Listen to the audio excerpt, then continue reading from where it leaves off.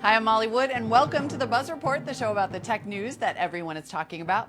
This week, sweet Honeycomb, the lights are back on in Egypt, and you will be less naked the next time you fly.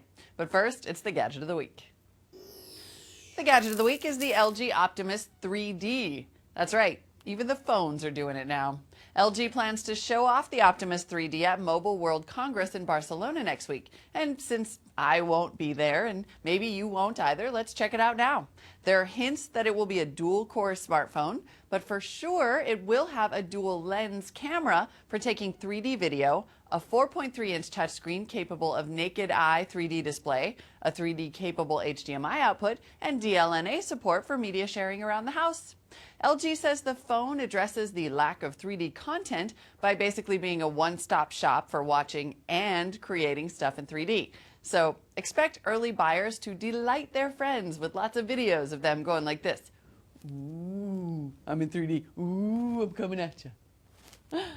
And now for the news. Egypt has restored internet access to its protesting population after plunging that connected country into the dark ages for almost a week. As you probably know, there's been violence and unrest in Egypt in recent days as citizens there protest over high unemployment and government corruption.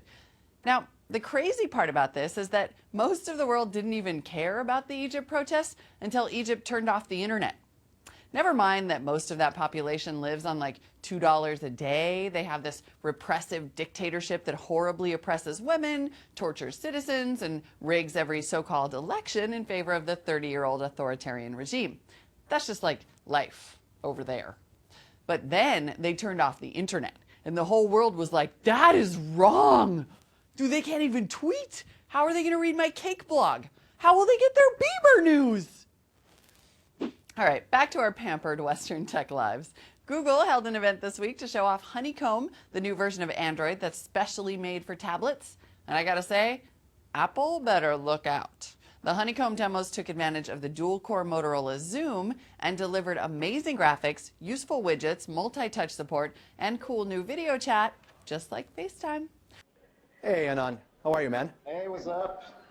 Plus, Honeycomb is way more like a real computer OS than iOS, even with that 4.2 multitasking. Uh-oh. And Google unveiled a new web-based version of the Android market that lets you download apps from the web and then automatically delivers them to your Android device, whether it's a phone or a tablet or whatever. I'll tell you this much, folks. Nobody at Google was wearing a black turtleneck on Wednesday, but they did just fine without it. Speaking of Google, though, there was a tech giant catfight this week. Google accused Microsoft of stealing their search results for Bing. Seriously, they set up like a Bing sting and everything. Okay, well, it's not exactly like the Bing folks just Googled everything and then copy and pasted it. It's a little more complicated than that. But there are a few interesting coincidences.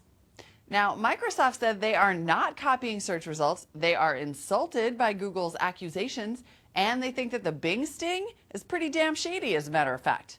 Although the way I see it, come on. They probably did copy some results in some cases. You want to know why? Because Microsoft ain't stupid. And now they're like, hey, Google, thanks for all the free advertising. After all, who knew Bing was so scary? In other headlines this week, Amazon is reportedly going to roll out a Netflix-style movie and TV streaming service that would be free for Amazon Prime members, like me. Roll it out, roll it out. Rupert Murdoch unveiled The Daily, his iPad-only newspaper. It'll cost 99 cents a week and $40 a year, and it's customized for iPad viewing with lots of video and interactive photos. And of course, the fact that it's news you can only read on an iPad. Man, I cannot wait for a future in which I have to pay per device to get content. That sounds awesome, doesn't it? Speaking of devices, Android this week overtook Nokia to become the world's biggest global smartphone platform. Hey, but no, really, Murdoch, make a paper for the iPad. Why not? And the TSA is testing software that will make the images taken by its full-body image scanners a lot less naked. Now your picture will look more like a stick figure than a Playboy centerfold. So that's nice and everything.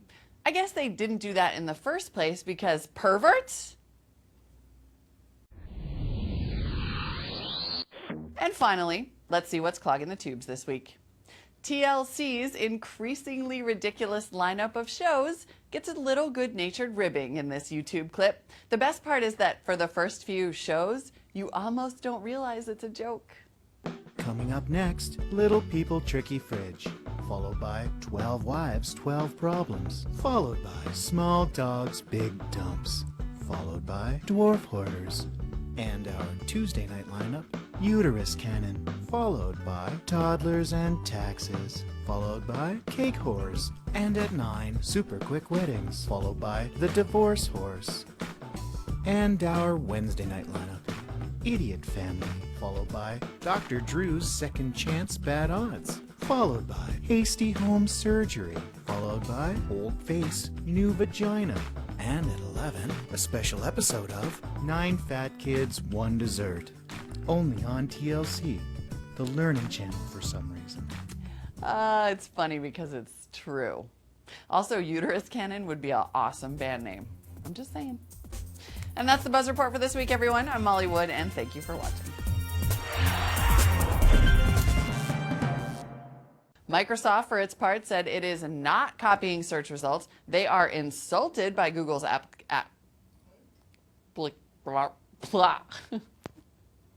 hairball. Okay.